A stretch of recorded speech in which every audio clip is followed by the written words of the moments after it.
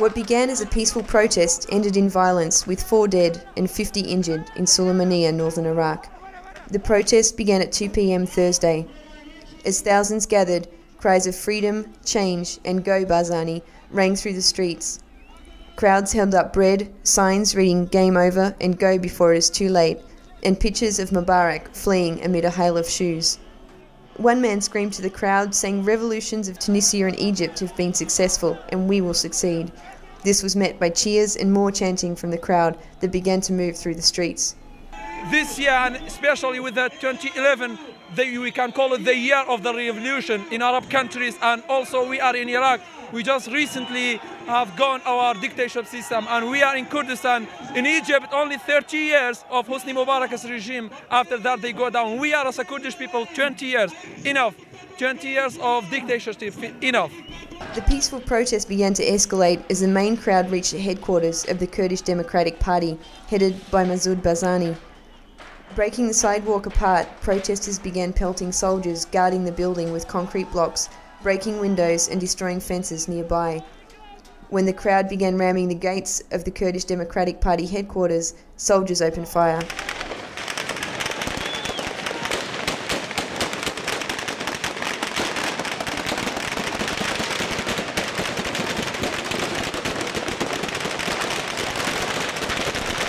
The spokesman of the Patriotic Union of Kurdistan, or PUK, recently spoke to Press TV, saying he did not believe Sulaymaniyah would see a repeat of the protests in Egypt. In Cairo, there was no freedom, but here we have 1,400 TV stations, newspapers and radio programs. People have freedom to protest and to say anything against the government. This is the opposite of Egypt. What is freedom? They reply to our freedom with a gun and shooting.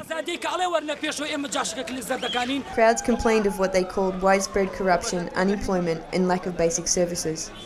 The KDP are fighting their own people. These dictators like Barzani must fall. Down with dictators like Barzani.